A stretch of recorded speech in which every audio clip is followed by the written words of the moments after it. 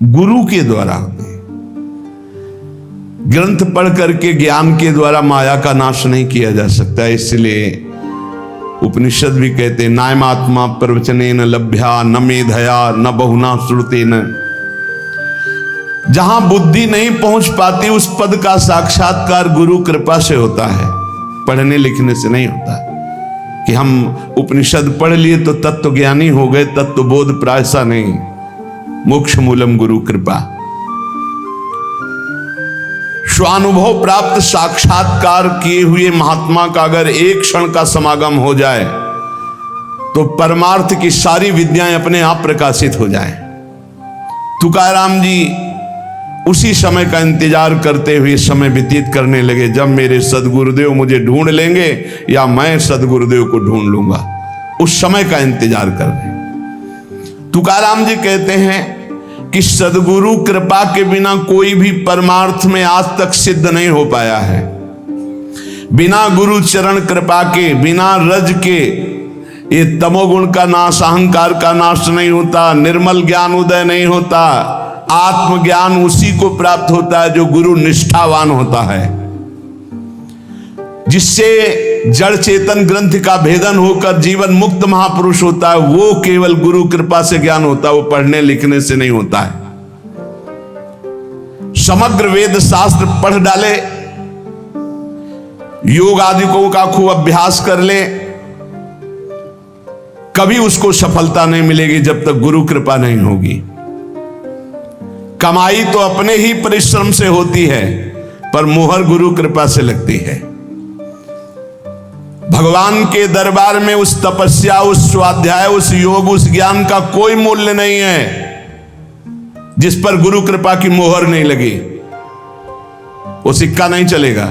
चाहे जितनी साधना कर लो, चाहे जितना शास्त्र स्वाध्याय ज्ञानी बन जाओ। श्री तुकाराम जी महाराज, भगवान के दरबार में उसका कोई मूल्य नहीं होता जब तक गुरु की मोहर नहीं लगती। अत्यंत सूक्ष्म और विशुद्ध बुद्धि के द्वारा जो ज्ञान प्राप्त होता है वो गुरुदेव की कृपा से, अत्यंत शुद्ध सूक्ष्म विशुद्ध बुद्धि जो होती वो गुरु कृपा से होती है। जो अहंकार से शास्त्रों का ज्ञान प्राप्त होता है वो माया को निश्शेष नहीं कर सकता, माया पर विजय प्राप्त नहीं कर सकता। जब भगवान श्री राम प्रकट हुए, भगवान श्री कृष्ण प्रकट हुए, उन्होंने श्री गुरु चरणों का आश्रय लिया, तब और जीवों की तो बात ही क्या है। वेद शास्त्र पुराण और संत सब इस विषय में एक मत हैं। श्रुति की आज्ञा है शाब्दे परे च निष्णातम ब्रह्मण्युप समाश्रयम। जो वेद शास्त्र पुराणों की व्याख्या में निपुण है और ब्रह्मनिष्ठ, जो स्वरूप का साक्षात्कार किए हुए हैं, ऐसे सदगुरु की प्राप्ति बड़ी दुर्लभ है। श्रोत्री ब्रह्मनिष्ठ, शाब्दे परे च निष्णातम ब्रह्मण्युप समाश्रयम। जो समस्त शब्द ब्रह्म के पारगामी विद्वान और पर ब्रह्म की अनुभूति से युक्त है, ऐसे सदगुरुदेव की प्राप्ति अत्यंत दुर्लभ है। ऐसे सदगुरुदेव की शरण लेने के लिए गीता में भगवान कह रहे हैं तद्विद्धि प्रणिपातेन परिप्रश्नेन सेवया। उनके सामने साष्टांग दंडवत होकर आत्मसमर्पण करके उनकी सेवा करके उनको प्रसन्न कर लो। आचार्यवान पुरुषो वेद, जिसने गुरु के चरण पकड़ लिए वो भगवान का रहस्य जान जाता है। षडंगादि वेदो मुखे शास्त्र विद्या कवित्वादि गद्यम सुपद्यम करोति गुरोरंघ्रि पद्मे मनश्चेन्न लग्नम ततः किम ततः किम ततः किम ततः किम। सब वेद पुराण शास्त्र सब याद कर लो, कंठस्थ कर लो। बहुत पद रचना में तुम्हारी प्रवेश बुद्धि है, बड़े बड़े कवित्व बड़े बड़े पद रच लो, लेकिन गुरु चरणों में रति नहीं है। तथा किम तथा किम तथा किम तथा, तो क्या मिला क्या मिला क्या मिला, कुछ नहीं मिला, कुछ नहीं हुआ। षडंगादि वेदो मुखे शास्त्र विद्या, सब कंठस्थ है। कवित्वादि गद्यम सुपद्यम करोति, बड़े बड़े कवित्व की रचना तत्काल कर दे। पर गुरोरंघि पद में मनश्चेन्न लग्नम, यदि गुरुदेव के चरणों में तुम्हारी लगन नहीं, गुरु कृपा तुम्हें प्राप्त नहीं है, तो ततः किम ततः किम ततः किम ततः किम, ये सब व्यर्थ हो गया, किस कार्य में आया। महद्भाग्य से भगवत प्राप्त सदगुरु का मिलन होता है। जब ऐसे मिलन होता है तो मन नाच पड़ता है और जीव को अमोघस्य निश्चित भगवत प्राप्ति होती है। यथा देवे तथा गुरु, जैसे भगवान में रति वैसे गुरुदेव के चरणों में रति होनी चाहिए। श्री तुकाराम जी कह रहे, जो सदगुरु कृपा पात्र होता है सदैव तृप्त रहता है, कोई चिंता नहीं, न अपने कल्याण की न मोक्ष, मेरे गुरुदेव हैं। ऐसे अधिकारी पर गुरुदेव की विशेष कृपा बरसती, जो गुरुदेव को आराध्य देव के समान मानकर पूर्ण शरणागति से तृप्त हो चुके हैं। अब क्या परवाह, जहां गुरुदेव जाएंगे वहां मुझे जाना है। अबाध सप्त शास्त्र, परिपूर्ण स्वानुभव, उत्तम प्रबोध शक्ति, दैवी दयालुता और परम शांति, ये सदगुरु के लक्षण हैं। शास्त्रों का संपूर्ण अबाध ज्ञान, स्वानुभव पूर्ण, उसका जो ज्ञान का है वो अनुभव किए हुए है। उत्तम प्रबोध शक्ति, उत्तम ज्ञान शक्ति और बड़ी दयालुता, परम शांति, इस सदगुरु के बाह्य लक्षण दिखाई देते। श्री गुरु के हृदय में अपार करुणा होती है।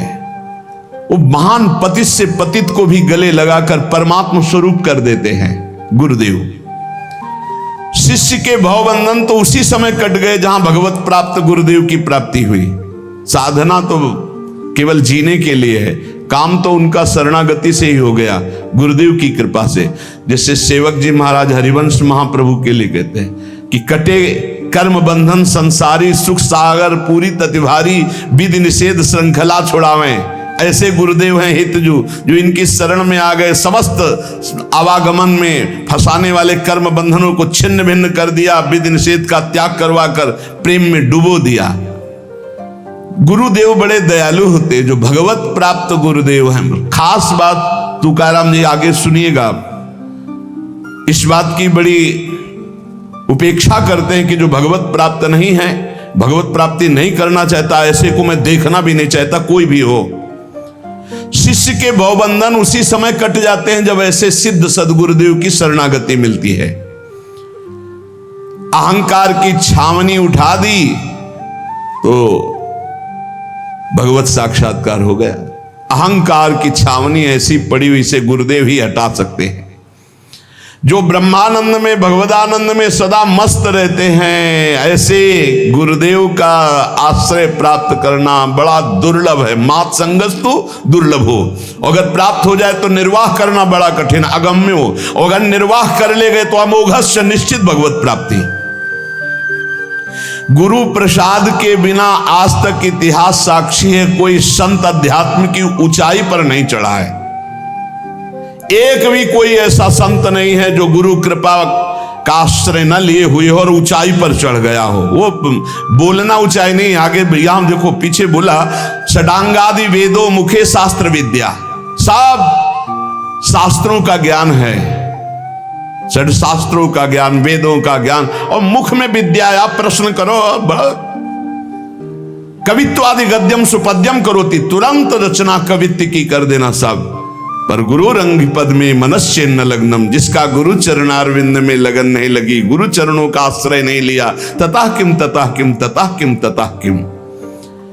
सभी संतों ने जो उच्च कोटि के महापुरुष हुए, श्री सीताराम ओंकारनाथ जी को देखिए, अपने गुरु जी की पादुका लंगोटी से छाती में ऐसे बांधे रहते हर साल, इतने उच्च कोटि के महापुरुष। सभी संतों ने गुरु प्रसाद का महत्व और माधुर्य बखाना है। बिना गुरु भक्ति के आनंद का अनुभव कभी नहीं हो सकता, किसी को नहीं हो सकता सच्चे आनंद का अनुभव। भगवान से मिलने की इच्छा करने वाले मुमुक्षु साधक को गुरुदेव ही वो नेत्र देते हैं जिससे भगवान का साक्षात्कार होता है।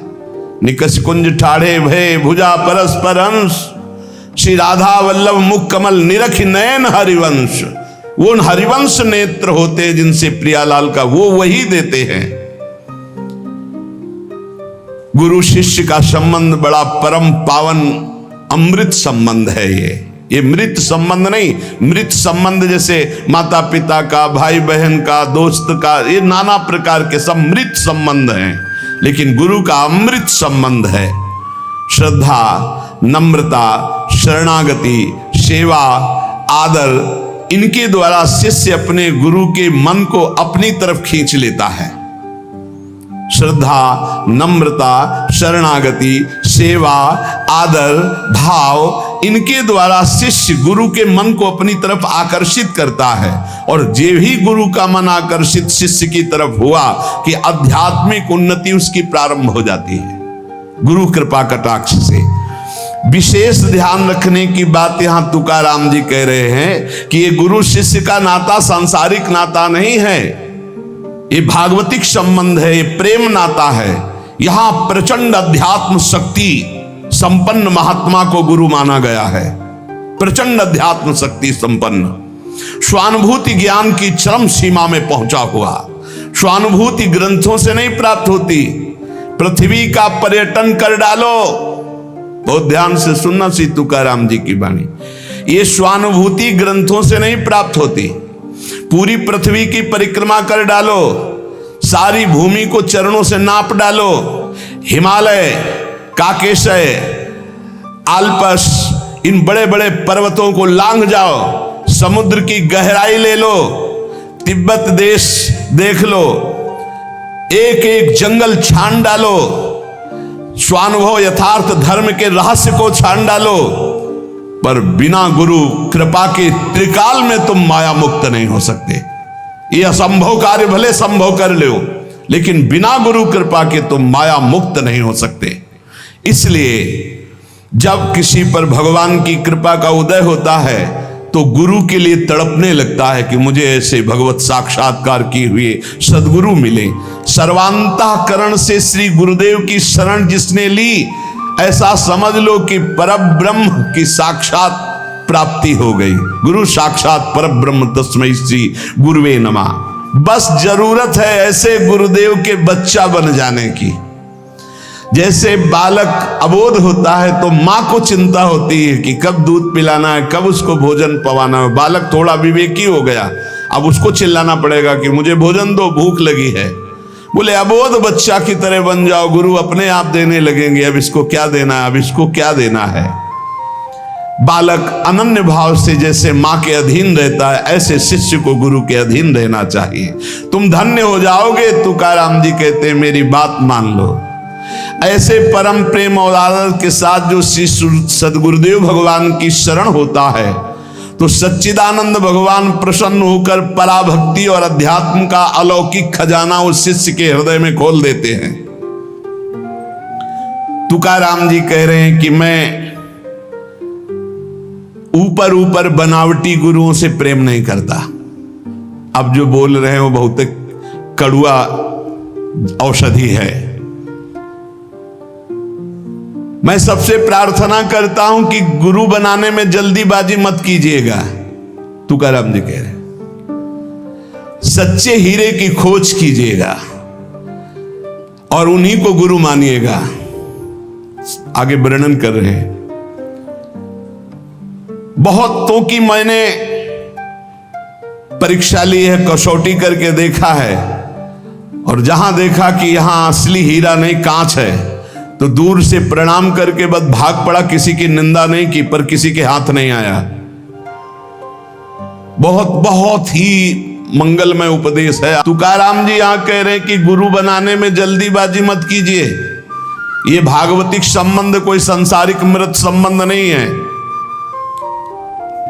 मैंने बहुतों को अपनी कसौटी पर कस के देखा, जब देखा कि वो कांच है, हीरा नहीं है, तो दूर से प्रणाम करके भाग पड़ा। कभी निंदा नहीं की, पर कभी हाथ नहीं आया।